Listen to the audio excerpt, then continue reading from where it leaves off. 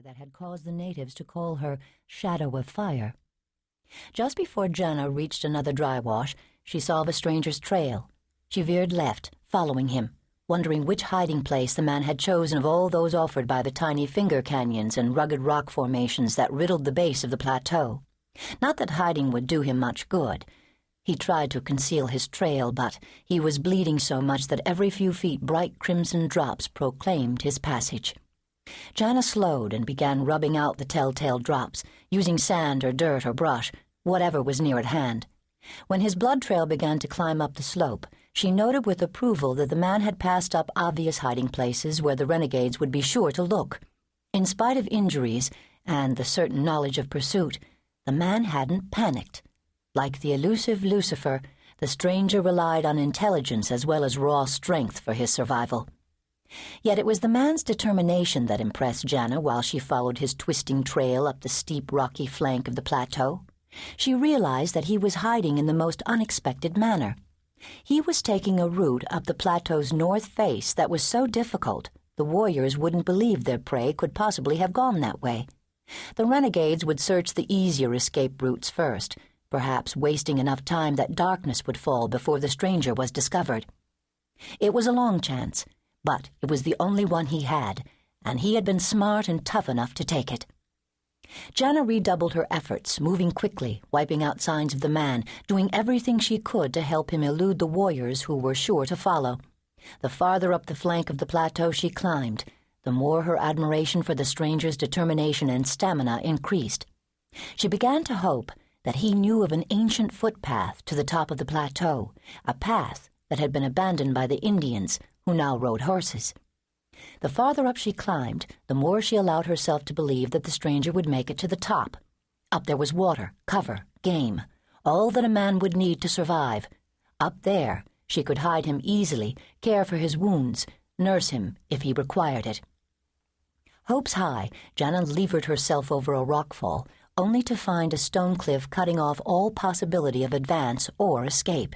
At the base of the cliff, pinyon and rocks grew in equal profusion. There was no one in sight. But there was no way out of the rugged little canyon except the way he had come, and she certainly hadn't seen anything bigger than a rabbit. He had to be somewhere in the pinyon and rock-filled hollow behind the landslide, unless he had spread spectral wings and flown from this trap like a shaman. A frisson went over Janna's skin at the thought.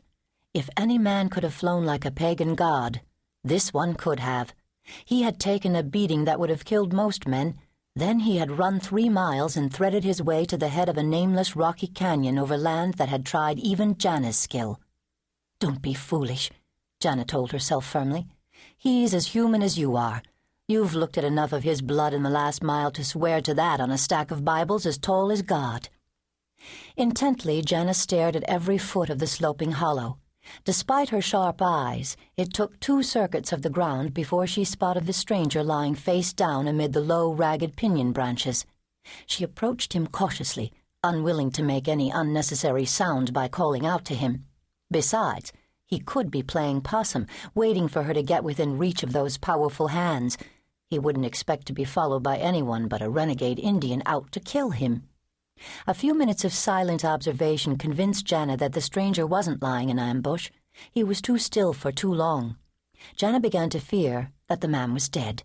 He lay utterly motionless, his limbs at very awkward angles, his skin covered by blood and dirt.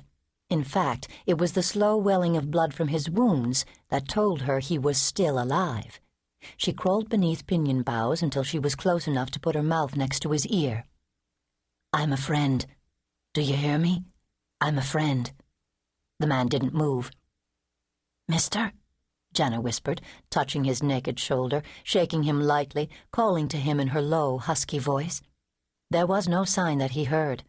Carefully, Janna sat on her heels next to the man, letting fragrant pinyon boughs brush over her. She slid her hand around his neck until she could press against the jugular, and breathed out.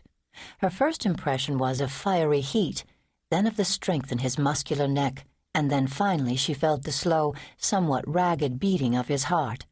From the size of the lump on the side of his head, she was surprised that he had remained conscious long enough to get this far. "You're not going another inch, are you?" she asked very softly. The man didn't.